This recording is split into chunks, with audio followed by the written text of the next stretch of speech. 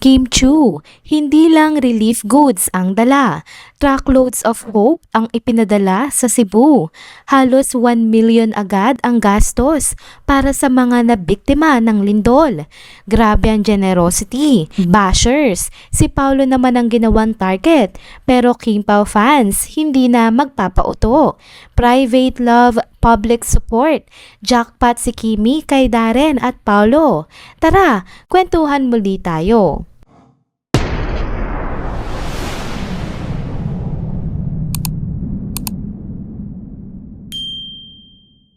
Hello mga ka-trenders!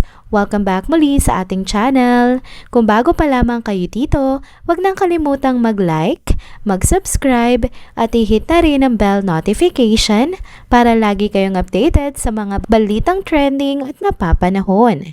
Mga ka-trenders, eto na nga ang chika na siguradong kinabusog nga ng puso ninyo. Alam naman natin na habang abala ang lahat sa kani-kanilang buhay, si Kim Chu naman, kahit busy sa taping ng bagong Kim Pao serye na The Alibay sa Cebu, hindi talaga nakalimot sa mga kababayan niyang tinamaan ng lindol. At hindi lang basta tulong ha, ibang klase talaga ang ginawa niya. Hindi nga relief goods ang pinamigay ni Kimi mga ka-trenders. Ang dala niya, pangmatagalan, construction materials mismo, marine plywood, semento, GI sheets at kung ano-ano pa. At ito pa ang nakakabilib, marine plywood pa ang pinili niya, hindi yung ordinary, hindi tipid version, kundi yung mas matibay para siguradong magtatagal. Kasi para kay Kim, hindi lang pansamantala ang tulong, kailangan tumayo ulit ng matibay ang mga bahay ng mga naapektuhan. At wait lang, kasi ito yung nakakagulat. Halos 1 milyon na agad yung halaga ng 2 item pa lang, marine plywood at semento. Imagine nyo yun, kung dito pa sa Manila bumili si Kimi, baka umabot pa ng 2 milyon ang total. Pero kebs na sa presyo si Queen Chu, basta makatulong ng todo. At hindi lang basta shopping ang peg niya mga ka-trenders. May 2 malalaking 10-wheeler trucks pa ng construction materials ang ipinadala niya sa Bogo at San Remigio, Cebu. Para bang truckloads of hope ang ibinigay niya sa mga kababayan niyang nawalan ng tahanan. Sino pa bang artista ang gumagawa ng ganito ngayon? Kaya naman hindi nakakapagtaka kung bakit trending agad si Kimi. Pero eto ha, hindi dahil sa chismis o kung anong intriga, kundi dahil sa genuine kindness niya. Ang daming netizens sa sobrang na-touch, sobrang proud at sinasabi na si Kim talaga yung artista na hindi puro flex ng luxury items. Hindi siya todo flaunt ng branded bags o kotse, pero pagdating sa tulong, ibang level ang generosity.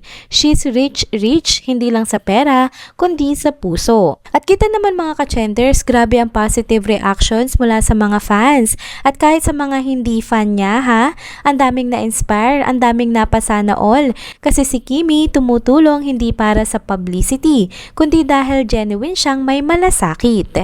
Kaya ngayon masasabi natin na si Queen Chu hindi lang isang artista, isa siyang inspirasyon. Habang yung iba abala sa issues at negativity, si Kim abala sa pagbibigay ng pag-asa. Kaya mga ka-trenders, ibang klase talaga saludo talaga tayo kay Kimi.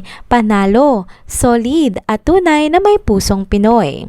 Next topic naman tayo mga ka-trenders. Eto na naman nga tayo sa latest chika patungkol nga kay Kim at grabe, mapapa-aw ka talaga sa sweetness ng bestie niyang si Darren Espanto.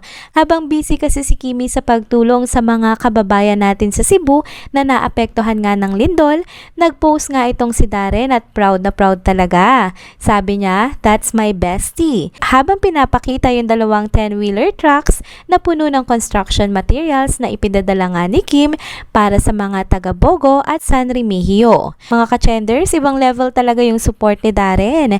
Ang daming netizens ang napakomment na bestie goals nga ang dalawa kasi hindi lang siya supportive behind the scenes, kundi talagang ipinagmamalaki niya si Kim sa harap ng lahat.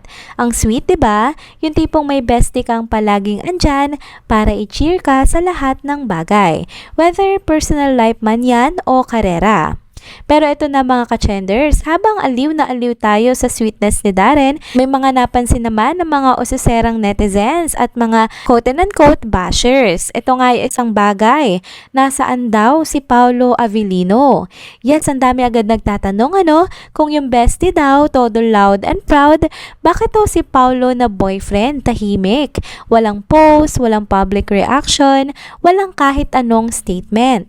Ayan tuloy, napagdiskitahan siya ng mga bashers. Kung tutuusin, medyo predictable na rin ito kasi ngayon, wala silang maibato kay Kim. So as in, wala talagang issue na mapiga.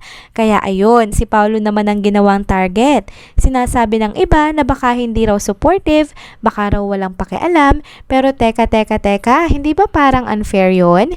Kilala naman natin si Paolo mga ka-trenders. Hindi siya yung type na mahilig sa PDA online.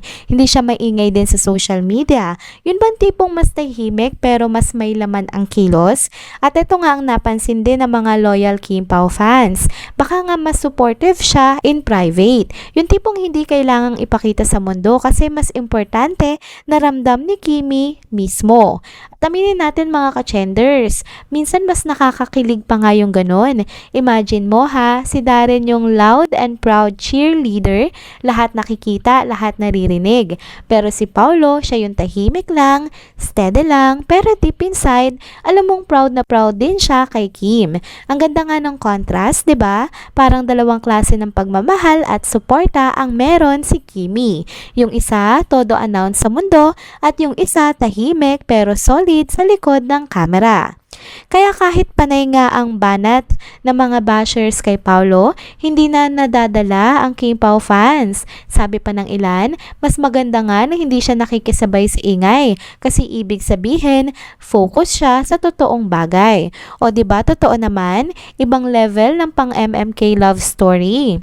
At syempre, mga ka-trenders, isipin nyo rin, hindi lahat ng suporta kailangang ipakita online. Minsan, mas sweet pa yung hindi natin nakikita, yung private moments na sa kanila lang. Kaya kahit tahimik si Paolo, ramdam pa rin ng mga fans at ni Kimi na nandyan siya all the way. So ayan mga ka-trenders, jackpot na jackpot talaga si Kim Chiu. Kasi isipin nyo meron siyang Darren na todo flex, todo proud, parang sariling hype man niya. At meron naman siyang Paolo na steady, low-key, pero siguradong nandyan palagi para sa kanya.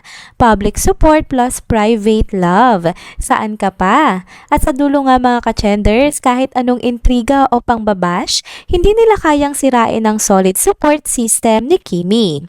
Kasi kung may dalawang tao na parehong mahal at proud sa kanya, ay panalo na agad yon para kay Kim Chiu. And there you go mga ka-trenders. Dito na po muna nagtatapos ang ating isa na namang trending video update. Salamat sa inyong pagsubaybay at pagsama sa akin hanggang sa dulo ng video na ito. Pero bago kayo umalis, huwag niyo pong kalimutang mag-like, mag-comment, mag-subscribe at i-hit na rin ang bell notification para lagi kayong updated sa mga balitang trending at napapanahon. Kita-kits po sa susunod na video. Paalam!